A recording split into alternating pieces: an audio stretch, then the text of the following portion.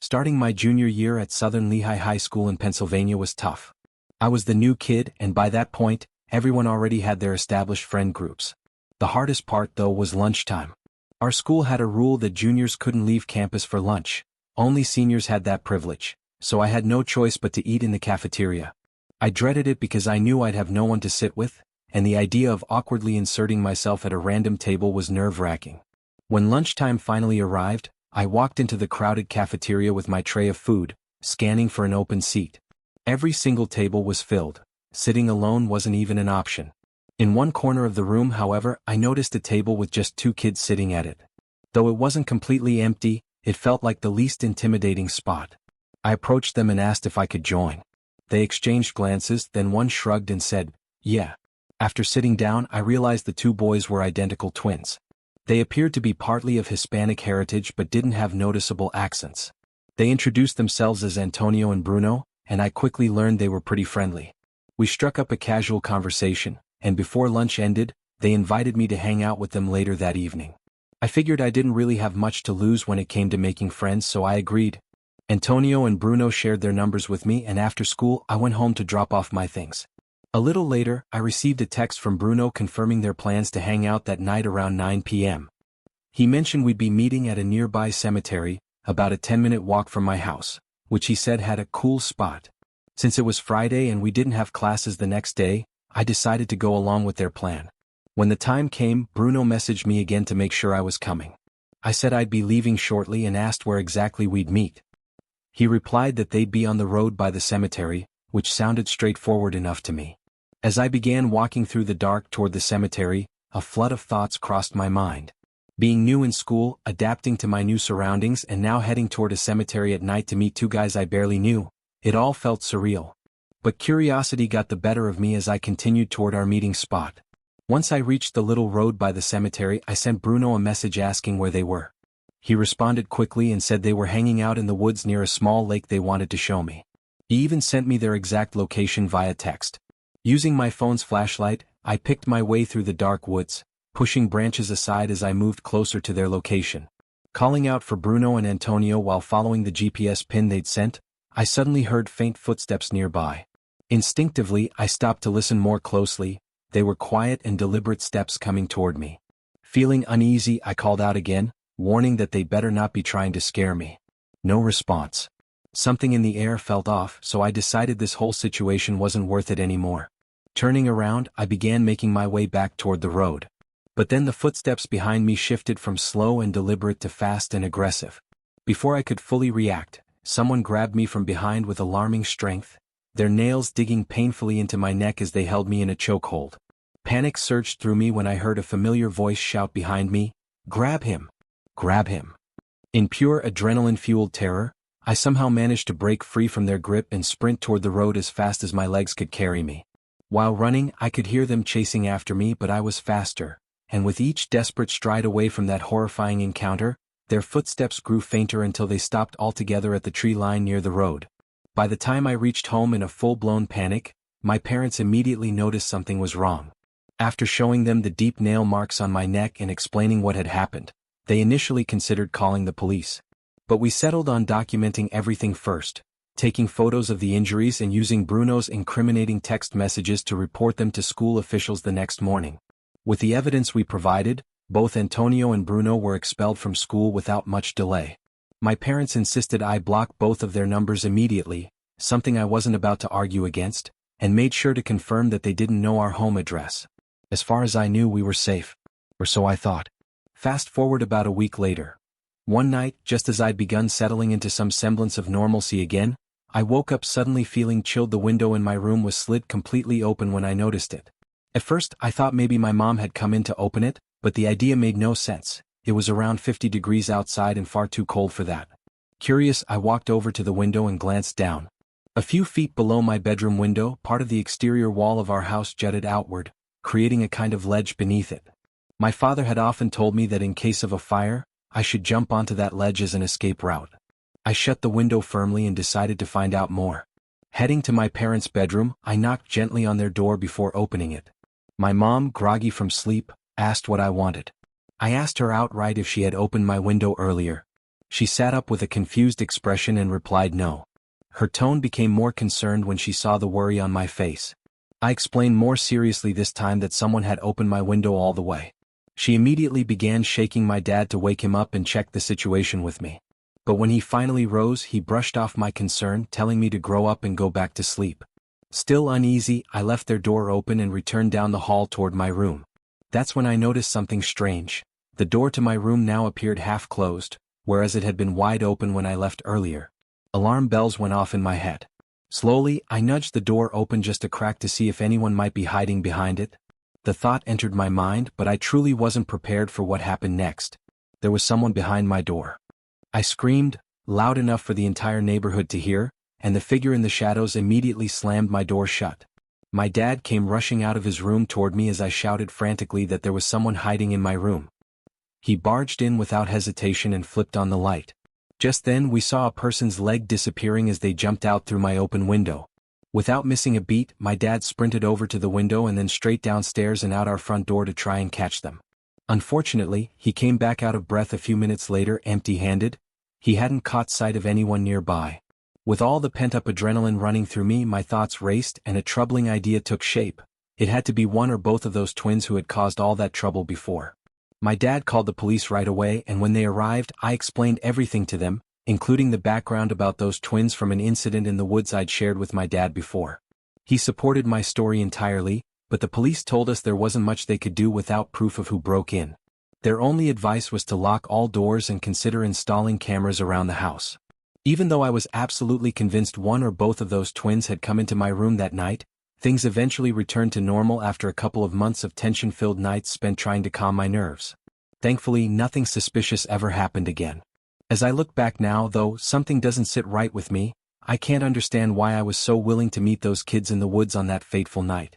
From the moment I first saw them in the cafeteria back then, they seemed like trouble.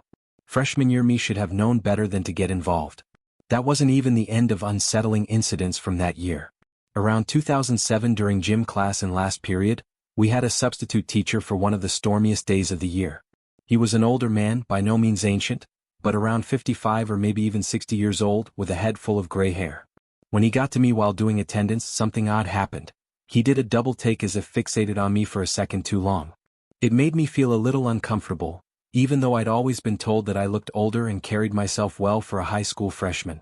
The substitute instructed us to sort into volleyball teams before vanishing into the hallway by the locker rooms for what felt like ages. Almost 40 minutes passed until class ended. Finally, it was time for everyone to change and head home. When I entered the girls' locker room, I realized something wasn't right. My locker refused to open no matter how many times I tried my regular combination. Confused and frustrated, I decided to seek help from the substitute teacher since he would have access to the list of locker combinations. When I explained my predicament to him, he told me to wait for a few minutes while he grabbed the information. After some time, he returned with a book in his hands already open to a page that presumably contained what I needed. Then each time he tried the lock combination and failed, he looked at me and laughed. I forced myself to laugh along to be polite, though it was starting to feel uncomfortable. Then, out of nowhere, he placed his hand on my shoulder and said, "We'll figure this out." I stayed still as he attempted the combination again, his hand still resting on my shoulder. When it didn't work yet again, I felt his hand slowly sliding down from my shoulder toward my lower back. That was when I pushed myself away, grabbed my bag and quickly said, "It's okay. I'm late for my bus." As I turned to leave, he gave the locker one last try. To my surprise, it opened this time. He smiled at me and walked away casually, like nothing unusual had happened. I stood frozen for a moment until I heard the locker room door close behind him. Only then did I breathe a little easier and quickly started changing. But just as I finished pulling up my pants and shoving my locker closed in the dim hallway light, everything went completely dark. Panic gripped me as I threw on my backpack. Moving hastily, I made my way to the back exit of the locker room, which led outside. The thought of him waiting for me right by the door sent chills down my spine. He gave off this disturbing, predatory energy that I couldn't shake. As I navigated my way in the dark, the faint light from a high rectangular window above was enough for me to see, and what I saw made my heart plummet. When I reached the end of the row of lockers at the intersection of two aisles, I needed to turn left to get to the exit.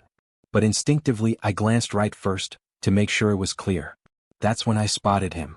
There he was, partially hidden but unmistakable, peeking at me from around the corner of the lockers. My instincts took over and I bolted for the exit door. He chased after me shouting, "Wait! Wait! It's not what it looks like." But I didn't even pause to respond. Bursting out into the rain-soaked evening, I ran off school grounds and kept walking all the way home, every wet step giving me time to process what had just happened. By the time I reached home, drenched and exhausted, the realization struck me: he must have changed my locker combination somehow. It all seemed like a calculated move to isolate me in the locker room with him. But as for what his intentions were after he turned off the lights, that was a thought I couldn't bear to entertain. The ordeal left me shaken and humiliated. I couldn't confide in anyone, not even my parents or friends. For years, it's been something I've kept buried deep within myself because the thought of sharing it just feels too overwhelming. Looking back on high school, there's one more incident involving another authority figure that still lingers in my mind. At that time I was in the school band. Our band class was known as an easy A. You simply had to show up and attend your weekly lessons to secure a good grade. Unfortunately, toward the end of one quarter, I realized I had missed 2 lessons and my grade had fallen to AB. Not wanting to let that stand, I approached our band teacher, Mr. Nicholson, after class to ask if I could make them up somehow. He seemed hesitant at first but eventually agreed. He told me I could make up for my missed lessons during a lunch period by practicing alone in one of the small storage rooms in the basement next to the music rooms. As long as he could count it as practice time on paper, he'd give me credit for a lesson. Thrilled with this arrangement because realistically I planned to play games on my phone rather than actually practice, I showed up with my saxophone during lunch the next day. The basement level of the music department always felt eerie. It was a quiet area no one seemed to frequent except for the music teachers, and the lighting was dim and flickery. There were several small rooms on either side of a long hallway, each approximately 7 feet by 7 feet. These spaces were mostly used for storing items like chairs, music stands, spare instruments, or holiday decorations. I walked into one of these rooms and shut the door behind me. After setting up some sheet music on a stand as a precaution in case Mr. Nicholson came by to check on me, I slumped into a chair and began playing games on my phone. It wasn't long before everything shifted again, literally into complete darkness. At first I thought maybe I had bumped into something unknowingly or triggered one of those annoying auto-timer lights you see in buildings, but when I glanced over at the light switch and flicked it up and down several times, nothing happened. Heart pounding slightly, a faint glow flickered out in front of me, barely illuminating the narrow hallway. I think I had an old iPhone 3 at the time, those ancient ones without a proper flashlight. Still, the dim light from my phone was just enough to catch sight of a door slowly creaking open near the end of the hall. As I strained to see, I was struck by an ominous sound, a faint scraping noise, something heavy being dragged like a large plastic container scraping along the tiled floor. Then came the chilling noises, erratic, almost manic breathing followed by guttural, animal-like grunting. Moments later, a bulky plastic container emerged from the room, seemingly being shoved into the hallway. My instincts kicked in. I immediately turned off my phone screen and slipped back into the room I'd just left. Taking care not to make a single sound, I eased the door shut behind me. My thoughts were an incoherent mess, but an undeniable sense of unease told me one thing: I needed to hide. Whoever or whatever was out there had no good intentions. The blackout that had plunged the basement into darkness had already unsettled me, and now this? It was too much to dismiss as a coincidence. The worst part was the person, or thing, was blocking the stairs, my only way out. To make matters worse, there was no cell reception in that forsaken basement. With no way to call for help, I sat frozen in the room, hoping against hope that the power would come back on and I could safely make my escape. But time dragged on, and there was no sign of the lights being restored. I couldn't stay there forever. Finally, gathering whatever courage I had left, I eased the door open just a crack and used my phone to cast a soft glow into the hall. The faint light provided enough visibility for me to inch forward ever so carefully toward the staircase. Just as I got closer, a sound froze me in my tracks, something shuffling again in the darkness nearby. Without hesitation, I slipped into the nearest open room and slowly closed the door behind me. I stood there in absolute silence, ensuring my breathing was as quiet as possible. But an ominous feeling loomed over me, the sensation that I wasn't alone anymore. You know that odd awareness you get when you're in a room and you can just sense is someone else present? That feeling hit me like a tidal wave. My heart thundered in my chest as I forced myself to reach out and press the home button on my phone, illuminating the screen for a brief half-second. What I saw almost made me drop my phone. Standing in the corner of the dark storage room barely 3 feet away was someone, or something, completely still. Their features didn't register fully in the dim light before instinct took over, and I did everything I could not to react visibly. But I had already drawn attention. Before I could think or move again, I felt it. A cold hand rested on my shoulder, twice, and then began to squeeze. That touch shattered any composure I had left. I bolted for the door, fumbling desperately to find the doorknob in the pitch dark. When I finally yanked it open, my escape wasn't immediate. The figure behind me pushed hard against it, trying to trap me inside. Adrenaline surged like electricity through my veins as I threw all my weight against the door. With one last shove, I broke free and hurtled into the hallway.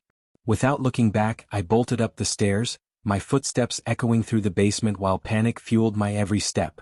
Bursting out onto the main level of the music hall, blissfully still lit, I ran straight to Mr. Nicholson, my flute instructor. Barely able to speak through gasping breaths, I tried to explain what had just happened. After hearing my frantic story, he called security to investigate the basement immediately.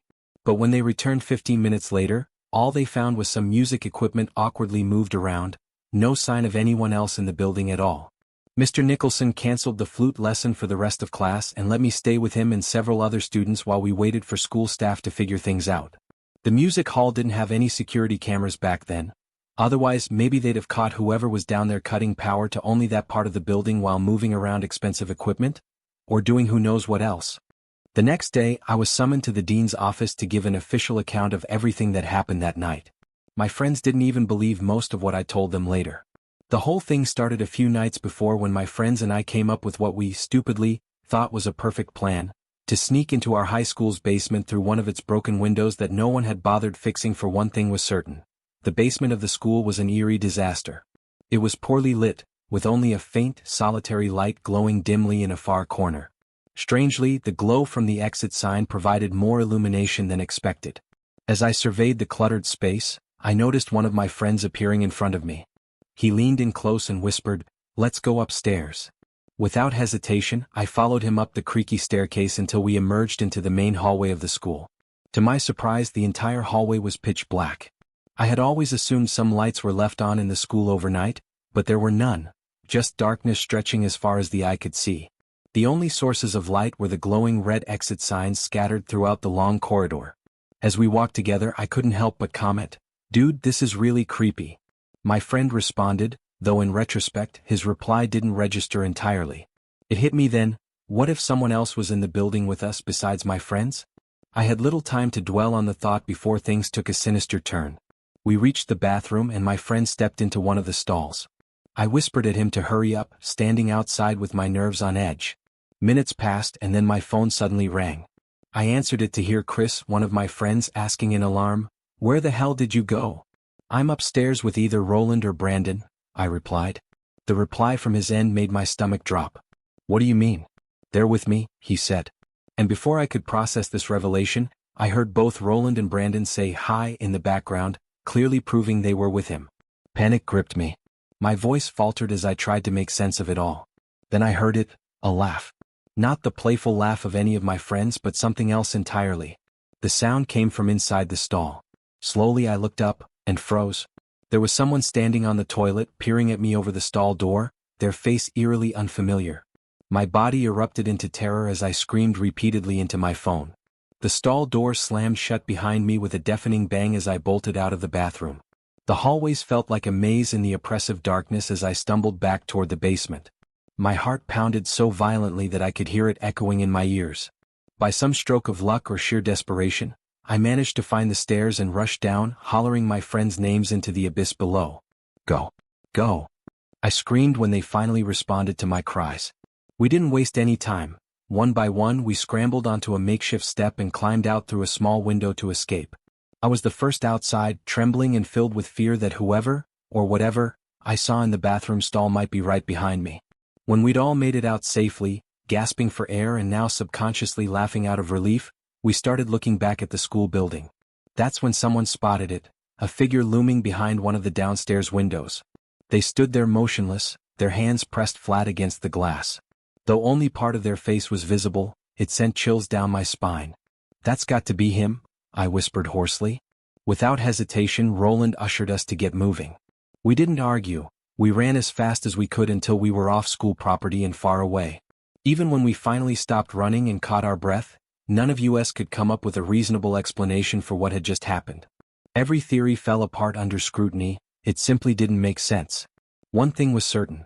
None of us would dare pull a stunt like that again.